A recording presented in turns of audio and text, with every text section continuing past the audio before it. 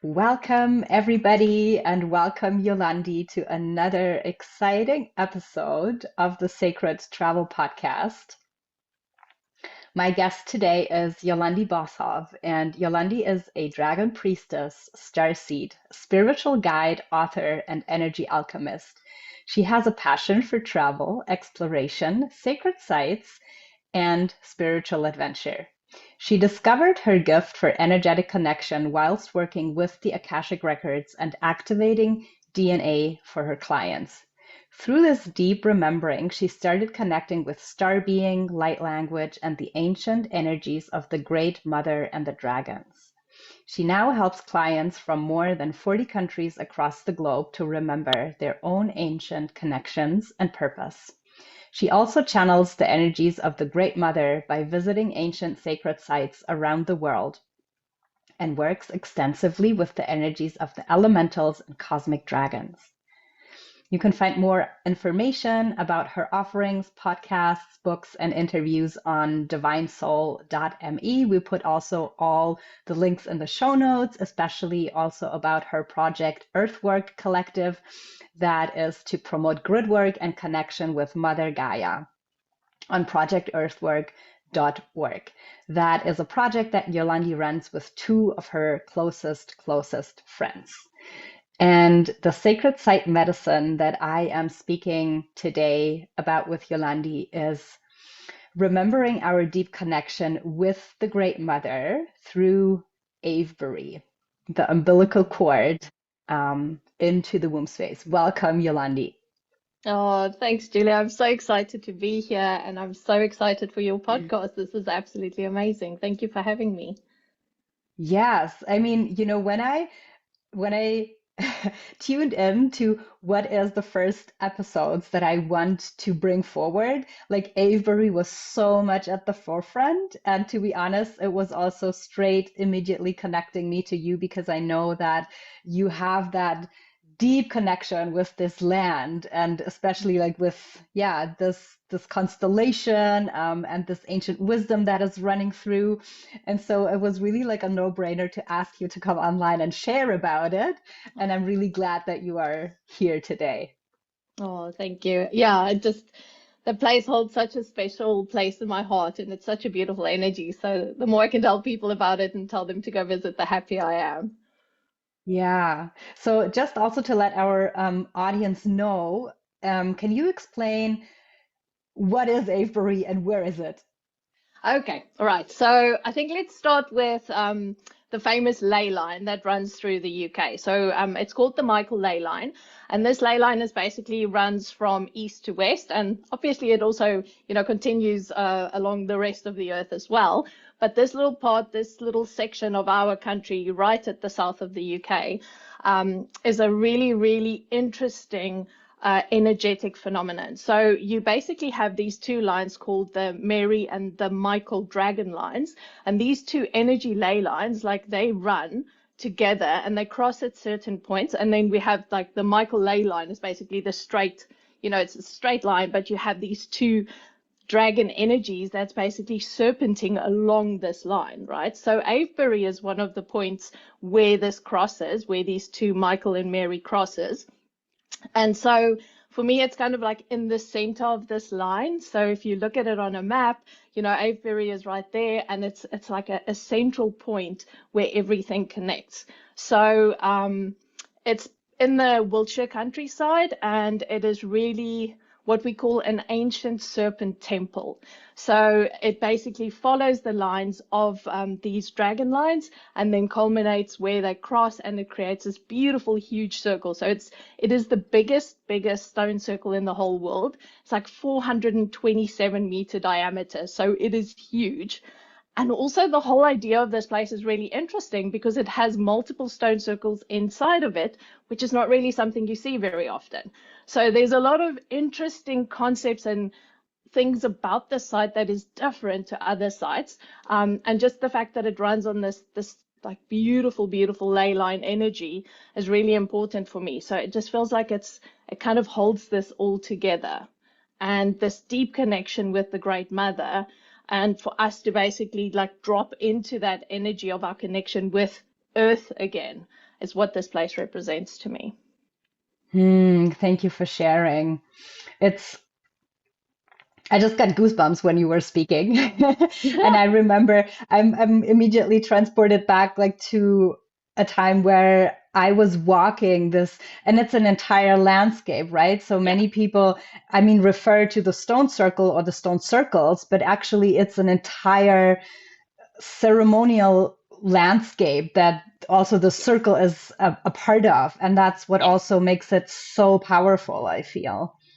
Yes, so it's really important. So, I mean, I don't have a picture, but now imagine through my words what it looks like. So you have this big stone circle in the middle, and then it has these two tails that run out, right? And these tails basically follow the energy lines, and they start at one point called the sanctuary, and then this energy, the Michael line, runs all the way down and then into the huge circle, and then it goes out towards Windmill Hill, right? But you also have Silbury Hill and then West Kennet Longbarrow, where the Mary line goes through. So all of these things would have been connected, and you've got that West Kennet, it's like a stone avenue. So as you come into the circle, they literally place the stones on the side of this beautiful energy line so that you would have a sacred ceremonial passageway into this beautiful, I call it like a womb space, this ovum, this beautiful place of fertility. And then you could leave the other way following the rest of this pathway, right? So the tail end of it, then basically you go up to Windmill Hill. So it's really interesting how you can like navigate your way through the lines, either come from this side or that side, depending, I feel like they would have had different seasons and different reasons for entering from certain spaces into the site as well. And obviously the site points right to where the middle winter, the solstice. If you actually look out towards West Kennet, the avenue, then you can see the sun coming out. So where we have the Devil's Stone. So there's so many significant points and pieces of this landscape that comes together and that they basically bound together the energetic lines through the placement of the stones. Wow. I Yeah. remember last summer when I was there and I was walking the avenue from the sanctuary, like along the avenue, and then, opening up into the circle. To me, it really felt like I was traveling into my own womb space. Oh, And I had a few also women with me, and they were like, "Oh, but why do we start here? And why do we not start somewhere else?" And then as we were processioning that walkway of the avenue, it came to me that this is the way that spirit travels, like when we conceive it, and that was just how it presented to me personally. It might be yes. different for anybody, but it just really felt like it's the way that the spirit enters like through the crown, and then it travels all the way down, and it stays and manifests in the womb space for that beautiful child project, whatever it is that we are birthing. And so Yes. that's where the energy then stays and gestates and yeah, is being nourished in that cauldron. And I'm curious how you experience your time when you're there. So just on that point as well that you're saying, because I mean, the sanctuary is one of the most potent, the little start point. So where the stones used to be.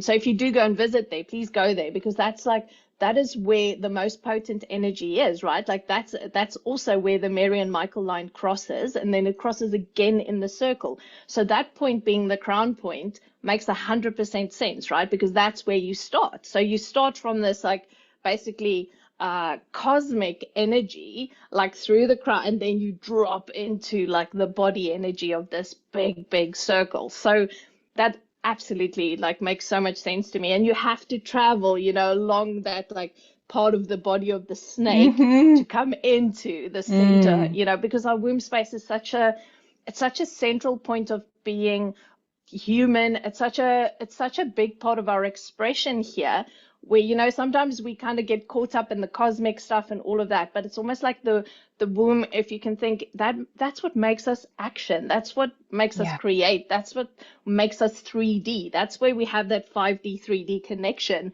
and from there we birth into 3D world, right? So it's a really important aspect as well that I Mm-hmm. feel. Um, so yeah, so just in terms of what I experienced there, so there's so many bits and pieces in the landscape. So let me just see. So one of the first things that I saw when I visited there, and this was way before I did any research. This was literally the first time I went there. Like I just gotten to the UK almost 5 years back, and I was like, oh my goodness, this is so cool. I got stone circles everywhere, right? I got really excited, and I got there and I started walking around the where on the one side is what we call the sun circle, right? So it's basically it's got Mm-hmm. really big stones. There used to be an obelisk right in the middle, so there was like a 6 meter tall obelisk that would indicate the seasons and like also all of the festivities and stuff that they went through in their calendar year. And I started looking at these stones, and as I touched them, I started seeing all these women like searching out these stones and standing there and birthing Mm. babies. And I was like, Oh, oh my wow. goodness, what am I seeing? So I literally had these women like standing there giving birth. And then when I went back again and I stepped back, I started looking at these stones and they started looking like animals to me.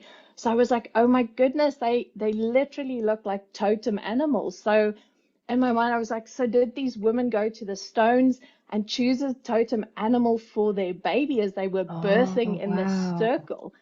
Because I do believe that this circle had many, many functions, right? Depending on what Yeah. time of year. So if it was Yes. Beltane, you'd be partying and there'd be fires burning and The everyone would go fires. wild. And then, like, all the women would get pregnant, and then boom, let's all go have our Yes. babies in the sacred place where we conceived them again, right? Because it would have been a very much a society would have been about like community and raising children together and all that type of stuff, where this space is literally like, okay, the mother is guiding us, right? Mother Nature is guiding us. She's taking us through the season. She's showing us when to, get excited, start planting our crops, like do our thing. And then again, to say thank you for the year once we get into winter solstice. So it was like, it felt like very potent, all of the symbology in there and how people would have utilized the space. Wow, that makes so much sense to me. And it's similar to also what I experience. I feel that it's very much a birthing place. But as you say, it's probably also changes over the seasons. Mhm. And so you spoke about the sun circle, and on the other side, there's also the moon circle, right? So tell us a Yes. little bit about this one and how does it balance out? Okay, so the moon circle would have had like the big stones on the outside, then it had smaller stones on the inside, and then it had like the three stones. So, and it's very symbolic of like the female and the masculine. And then I think it's every 18.6 years, there's like a moon occurrence, and there's actually Yes. one now this year in December again. So, where it would rise, the moon would rise specifically over this feminine stone, right? So, this for me would Hmm. have been like the darker feminine, like that, like more mystical feminine energies that they would invoke there. And like the mother would teach them about like, lighting up through the moon. What would they be seeing? So for me, that circle is the more mystical circle, where the sun circle is really about like, the more masculine circle, right? It's about like the energetics, like the seasons. How are we going to act? What are we going to do? So you have these two opposites that's held within the bigger stone circle, and they are basically living together. These two need to be together because if you look at it, it looks like an ovum, right? If you look from the top at the Mm. ancient pictures of how the circle used to be, it's got the masculine and the feminine right inside there. And that's so beautiful because she shows us that we can hold both of us like Both. within ourselves. Mm. So yeah. Wow, I love that. Yeah. And what would you say, for people who are curious to visit, how how can we work with these energies and how can we access what is present and maybe also what we need in the moment that we visit? Mm, okay. So for me, stone circles are always a very intuitive experience. And I make sure that so first rule always is before you step in, is to always like say hello to the ancestors and ask them to show you what you need. So for me, when we work with any sacred site anywhere, always ask permission and always like show gratitude for being able to be there, right? So we don't just like go thundering in there and place our hands on the stones because it's just like, this is not cool. Like, please respect. Like, these are sacred. That's why it's called the sacred site, right? So just coming in there and firstly honoring the ancestors, asking the land, asking the Great Mother, what is it that you need to see? And then really trusting yourself, because if there's a stone that is calling to you and you're like, I need to go stand by this one here, make sure you do that. And very often, and I found this so often, it's just like you need to ask the stone permission before you place your hands on there, okay? Because very often I've had stone circles that I went to and I'm like, do not touch the stone. This is not meant for you to be touching. And then people are on there and they're climbing on it, and I'm like, but listen to your guidance within you, right? Like, so, and, just as a general, if you're looking to go deeper within yourself, I would go to the moon space, right? Like, go to the moon circle, go and sit by the stones, tune into the land. I always like to, sit down on the ground and feel my root on the earth and then ask her to come up and come and like greet me, right? Because that energy, the whole point of it being a sacred site is the fact that all of the energetic points, you've got the water, the electricity, all that stuff coming together. Yeah. So your body can take this stuff It's in, a right? lot. It's a lot. It's a little portal way that opens. So if you want to go for the deeper mystical side of things, go play in the moon circle, right? Go sit there, go speak to the stones. If you're looking for more action or like, where am I going? Or what do I need to do? Or what do I want to birth? Then I'd go to the sun circle, for instance, and I'd go and spend some time in there because I found it really powerful. You'll see, if you visit, there's a point where they show you where the obelisk was. So now to stand there and to really work with the sun energy. So think about, this was like Mother Earth for the sun. So to bring in that energy of the sun as well, because that's where creation, like new ideas, explosions in your brain about what you could potentially create, that space would be really beneficial for that. Okay, so depending on what you want, but for me, it's also nice to just be an explorer. Just go and say, okay, let me go see what do I find? What can I work with? But definitely, if you can place your body on the earth, if you can sit down, close your eyes and feel, because the ancients were brilliant at this. They knew that where all these things came together, the energies change. And the minute you place your body in there, you start aligning with those frequencies. If you're conscious enough, you can start tuning into the frequencies that is literally captured within the structure of the stones. Yeah. That's juicy. And, luckily we have to say that Avebury is a site still that you can like completely explore on your own. There's other sacred sites where you are not even able to do that anymore. Yes. But I find it important also that you mention the permission part, because this is also always first rule that I teach in my classes. Yes. Yeah. No, totally. And I mean, I'm so grateful for how that site was preserved because, I mean, even though we're missing about 30 something stones around the circle, because they've placed the markers in there and stuff, it really gives you a sense of, what you're working in, right? Like you can have a real sense of the diameter, especially if you go to the back part where the diamond stone is, like there's like huge stones there. So, if you take a few moments to close your eyes and just imagine what this place would have looked like.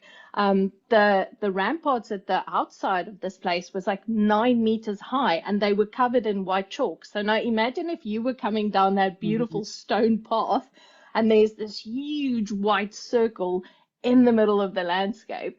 It would have been so impressive. And I think they knew how to bring real reverence to the land, like real power in those days, because it would have been like, whoa, we're walking into this chamber, this temple, literally. So yes, amazing. it's a temple. Is there, because you just mentioned that white chalk, is there any significance to that? Do we know about that? So I think, chalk is a conductor as well.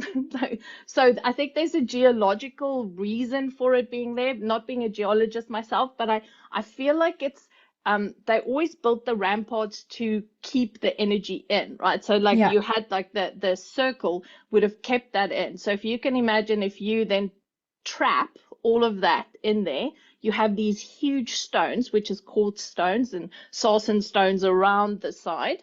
And then basically that would then keep the energy inside there so that everything that's within that can vibrate together, right? Like, so it's like a massive vortex that gets created. So it would have been a way of moving that energy into a space, of keeping it in that space, literally Yeah. hugging it in there.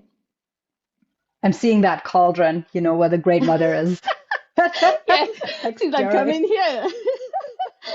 I love that. That is such a cool image because that's exactly what it is. It's just like there's a soup of energies, and whatever your body's going to need at that stage, you're like, "Poof, I get this, right?" So, and that's why, I mean, this circle for me, when you work with the smaller circles, it's one thing, but this one is so multifaceted that it's just like, it's so exciting. Like, I literally, when I go visit, take the day, like, don't just go for an Mm. hour, like, literally go sit in the one circle, go to the next circle, even go and visit the beautiful birch trees that's on the side, on the side there, because that's a Yes. really like sacred place also just to connect with the tree energy, and they are the observers, right? Like they've seen what's happened over the last few hundred years, and they know what's going on there, so it's a really beautiful place to sit in as well. Yeah, completely. And it feels like this is another portal, to like a fairy dimension, or Yes, where they yes, used to come in and like bring in their magic. And so it's interesting what you said in the beginning, that there is different, yeah, entrances and like exit points. yes, yes, definitely. Yeah. So you were mentioning that there is different stones with different names. I'm Mhm. curious, do we know anything about like what these specific stones were used for, or why they came to carry these names? Okay, so the devil's stone, the devil's seat, the devil's chair. So as you walk in from the avenue, that was like the entrance right there. So I think it's like a 60-ton stone. It's like 4 meters by 4 meters, so it's huge. So you can't miss it. And it's Yeah. really big, and it's got like a little chair inside it. So when you visit, you can actually like place yourself in the chair, and that little chair faces right out onto like you looking towards the West Kennett Avenue, and that's where you would have seen the winter solstice sun, right? So that would have been there. So what the legends are, that the high priestesses and the high priest would have sat there and basically done that observation. And if you think about, working with the energy of the sun, the messages, the codes, all of that. These people they were like the leaders of these tribes, right? So the cosmic energies that was flowing in when we have these big solar events, for instance, that would have been transmitted to them over there, and they would have taken those messages to their people. They would have been able to guide their people. They would Yeah. have been the seers for the people, and this would have been the leaders of like what was going to happen, what do we need to do now, what do we need to look out for. So that stone is really, for me, is like a really beautiful one to work with. Then on the other side, there's what they call the diamond stone. So it's a really big stone. It's right next to the road. And the legend is that that stone walks across the road at night. So it goes across the road to the other side, and then it comes back again. And you'll see it looks exactly like a diamond. It's absolutely massive. I mean, it's probably about 3 meters high. It's just huge. And the story is that this little stone like walks around there. Oh, that's Um, fun. I haven't heard that one. So it's a fairy yeah, stone. It disappears and it comes it back moves. on its own accord. I'm just gonna walk over the road and then I'm gonna come back again. And I mean, for me, it's just like, especially the stones in the sun circle. When you go there, go and look at them, because some of them look like lions, some of them look like elephants. It was like Oh, wow. when you really stand and look at them, they've got a personality. They've got something to say. Okay. And then what makes me also sad is a lot of the stones you can actually see where they've been chopped in half or broken down by the farmers and the church when they started destroying the site as well, which really, I always feel like I need to just give some extra love because there would have been, an energetic structure there that was like stopped basically, and that's now in someone's house somewhere or in a wall somewhere or in a, Mm, which is a little bit sad for me. Yeah, but that was, I mean, that was what happened in that site that time. So yeah, yeah. yeah. Thank you for sharing these Mm. stories. It just makes me giggle. I don't know, thinking of, the night turns and then like the stones start to have their own life in a way. Yes, yes, exactly, exactly. What happened when we were all fast asleep? So yeah, it's really beautiful.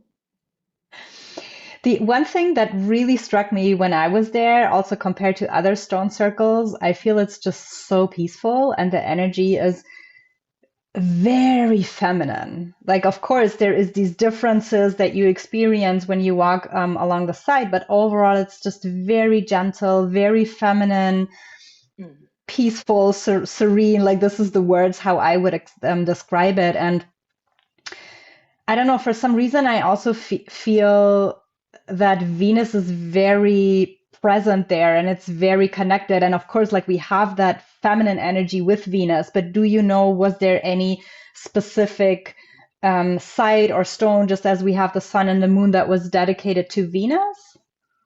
So, I mean, there's nothing like written specifically about like Venus being present there and stuff, but again, just in my experience, when you look at the layout of the site and you think about like Venus, like she's also the eight-pointed star, and we've got like four entrances and then the energies that we get to work with. But Venus also ties into the rose line.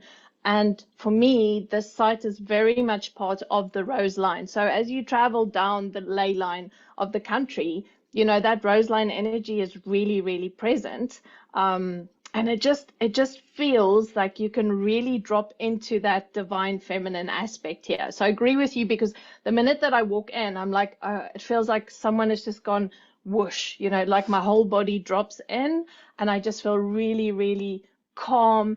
And then that energy that is in there, it's about activating that deep remembering of the divine feminine. Okay, that aspect, because these sites and a lot of the sites in England, I feel has been designed to capture and preserve that deep feminine energy. Okay. And Mm, so when we come from other lands and we step into these sites, there's an activation that happens within us where we get to take that energy back to our lands.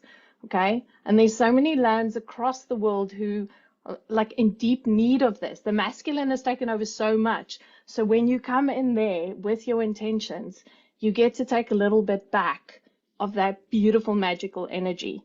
Okay. And that's what Venus represents for me, right? She's like that ability, that like feminine energy that we all are striving for to bring back this balance in our world. So we get to go to these spaces, put a little bit of it in our hearts, and then take it back and then start that union back home, wherever you're from. yes, So yeah, that's how I feel about her, about that site.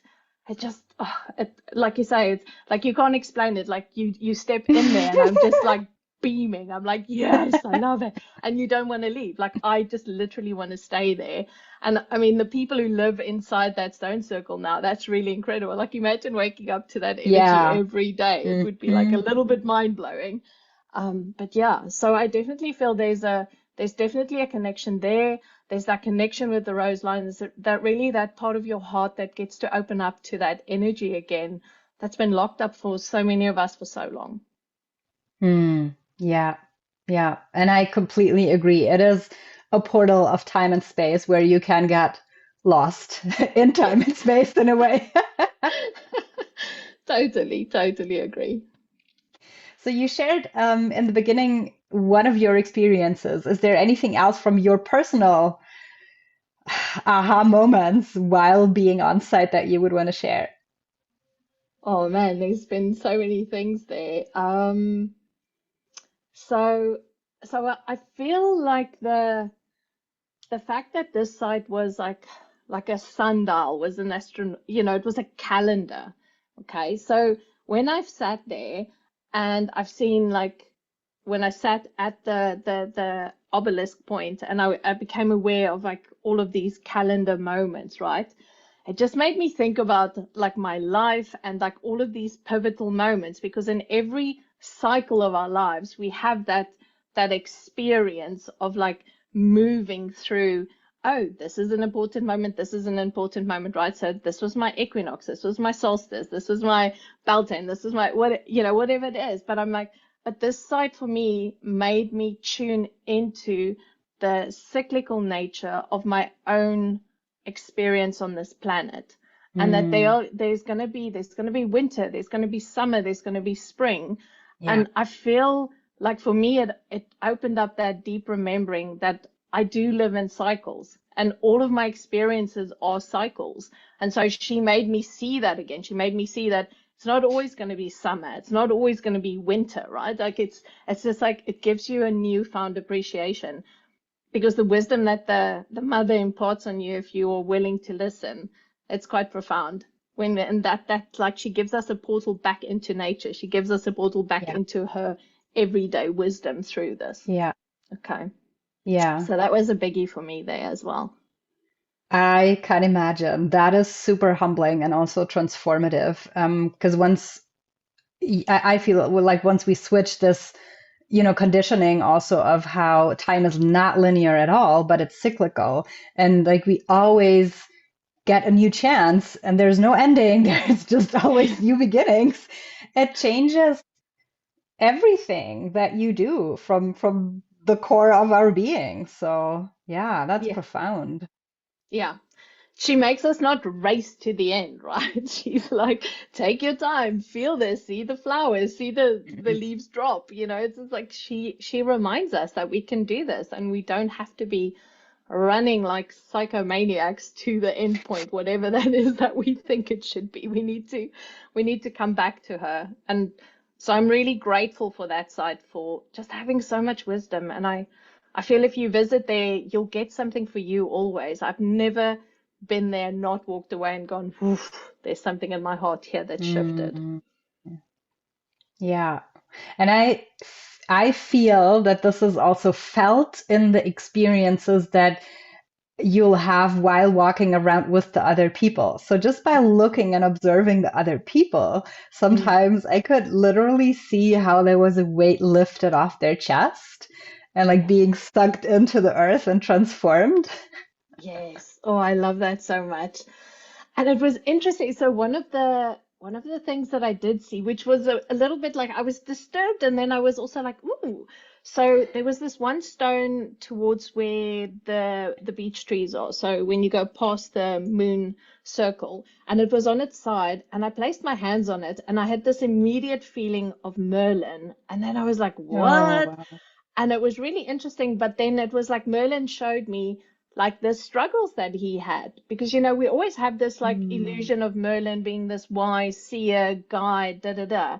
And he was like, no, but like I had to make a lot of decisions in my life that was really difficult. So I needed to actually like step back into like my inner wisdom, all that type of stuff. And it was like a lot of the stuff that he showed me was stuff that we don't know about him. And I was like, oh my goodness. So you were also human, and you also had to make decisions that was sometimes hard, and not for the greatest good, but for your greatest good, and not yeah, necessarily for the greatest good of everyone else. So it was yeah, interesting. And obviously, that was a reflection of what I needed to hear as a person as well. But I feel that, there are spirits in the stones, there are archetypes in the stones that can guide you towards big answers in your life, right? So if you find the stone that wants to speak to you, allow yourself to listen, allow yourself to be guided by whatever that spirit needs to tell you. yeah, yeah. I love that. And it's, yeah, about the archetypes. And, I always say, especially the stones, it's a vast repository of information. And it's exactly what you just described. Like we can access what is stored there and people who have walked the landscape before us. And all of this ceremony and the energy that was set free and from the people or from, yeah, these rituals that they were performing. So it is still there in that holographic Yeah, net and in the stones and in the land, and we can access it and receive it for our own good and transformation. exactly. Because I fully believe that every piece of land, not even the ones that's like these sacred pieces, right? Like that's been encapsulated like that, but the land holds memory. And if Yes. you take your time, you can drop into that memory. You can drop it, you can see what happened on that land 100 years ago, 1,000 years ago, 10,000 years ago. You just need to take the time to listen and allow yourself to feel and see and hear it. So all of what we need to know is literally woven into the fabric of the land, but there it's amplified because it is like on loudspeaker, right? Because it's all Mm, encapsulated. So for me, like seeing those people dancing and the fires and the women giving birth, all that stuff is held within the land. You just need to stop and listen, right? And so the rest of our land has also got the memories, and we can still walk. But it's a good place to go and listen and learn to listen, and then you can take that out again into the world and apply that wherever you are, the piece of land that you live on. yes. It's just like it's Yeah. all there. Because it's living codes that you carry along with you also. Yeah, Yeah, yeah, I love it. Is there any transmission or a little activation that wants to come through? yeah. So I think what I want to speak about is that umbilical cord. So the reason why I see it as an umbilical cord, and I feel that you know so if you can imagine the earth, she is the mother, and right in the center of her is that womb space. I call it the womb heart. For me, it's always like it's the two of them are like together, they intertwined, right? And every single one of us have got an umbilical cord back into the Great Mother. So yes, we have our own umbilical cord back into our mother, but there's a part of every single soul on this planet that is literally corded into the mother. Okay, so there's no separation between us and the planet, between us and the energies that flow on this planet. And so if we really, really start to work with remembering and activating that cord again, that changes the whole dynamic of how we experience this planet, how we show up in this planet, how we honor and the reverence that we give to this planet. So allowing ourselves to step back into that deep remembering of this cord that runs, this beautiful energetic cord that runs. We are, every single one of us, we are her children. It doesn't stop. Okay. So every time there's a baby that's birthed, it has two umbilical cords. It has one to the great mother and it has one back to its own mother. And so if we just keep remembering that she is holding the cord for every single one of us, and that deep, deep, deep in the heart of you, you are never alone. You are never not connected to the heart of this planet. And the heart of this planet is literally the heart of this solar system, okay, of this galaxy. The dragons live inside of her, right? This beautiful energy, and she holds all of us. We are all children of her. So this is a really, really important thing to start focusing on and working with again. Okay, so I just wanted to share that.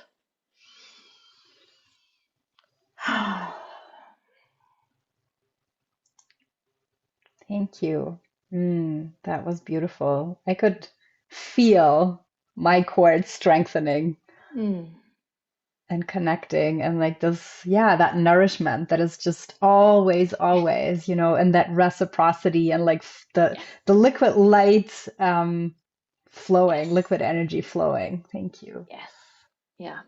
She holds really important codes for our galaxy, and by re-remembering this connection, we get to work with those codes. We get to help activate people around us. We get to help people wake up to their own connection to her again. So this is part of the Great Awakening, the re-remembering. Okay, so she, like you say, it's just like mother's milk, basically. It's so important. Yeah. I love it. And the dragon energy that is ever more present this year. Yes, yes, yes. You know how much I love a good dragon. So, yeah. Oh, wow. So we've touched on quite a few things. I also know that you have an amazing episode on Avebury on your YouTube channel. So I would very much like to link it because you have some awesome, awesome pictures in that to really Oh, yeah. see how the energy is flowing and how the landscape is Yes, moving. So I would like to include that in the show notes. yes.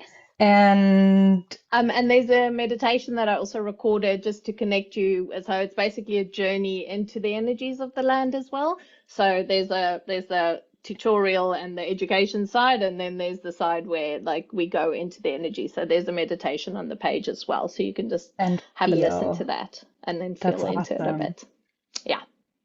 Great. So we're going to be linking the two. And is there anything else that you would like to share that we haven't touched on yet? Mm, yeah, I feel like, just for any sacred site, it's like go in with an open mind and just allow yourself to step into that space because the earth has got so much to teach us, and it's like our souls are always willing to go, oh, let's take this in. Our humans forget, but it's just like you need to have an open mind when you go to these places because there's always a little bit of magic. There's always something inside of you that's going to get unlocked, and that will make a big difference in your life. So when these places are calling you and you're feeling this like, oh, I need to go there, please listen, because there's a part of you that is waiting to connect with that key, with that frequency that will Hmm. unlock. Yeah. Yeah, that's a big one. No expectations, open heart and open mind. Yes, yes. Thank you. Beautiful. And so for everybody who got really, really curious and wants to visit, I am just checking with you because I know that you are guiding an experience this May. Is it correct? Where also Yes. Avebury is going to be part of it?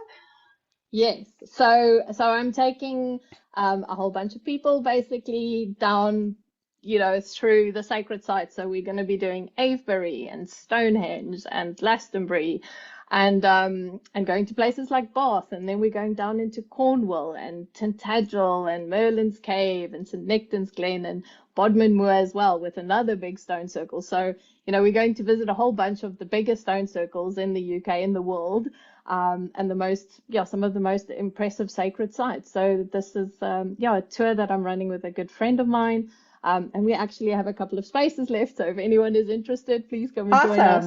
Awesome. We're leaving on the 10th of May, and it's just going to be, it's really going to be some deep earth work and some deep heart opening, finding your divinity again, and just like really understanding the connection between the earth and source again as well.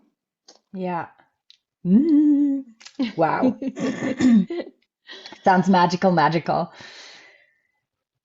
Thank you. Thank you, Yolandi. That was, yeah, I feel like I am part of this big soup now. Well, next I'm time you swimming come in to the the energy soup. UK, we'll go and play in the circle. I can't wait to go there with you. I think it will be absolutely beautiful. So, yeah, and this is just the sights here are just absolute magic, isn't it? So I'm very excited for the other episodes you're going to be bringing through as well. Thank you. Thank you so much. Yeah, yeah. And for sure, I owe you a stone circle experience, whether it is Avebury or somewhere else. Let's do that. Yes, definitely. I'd love that. Perfect. Thank you for coming. And we are going to be putting everything where to find you and all of it in the show notes so people know how, yeah, how to find you, where to find you. Thank you for coming and just speaking about that magical, magical place and also what we can learn from that sacred site medicine of Avebury. Thank you. Oh, thank you very much for having me. I really appreciate it.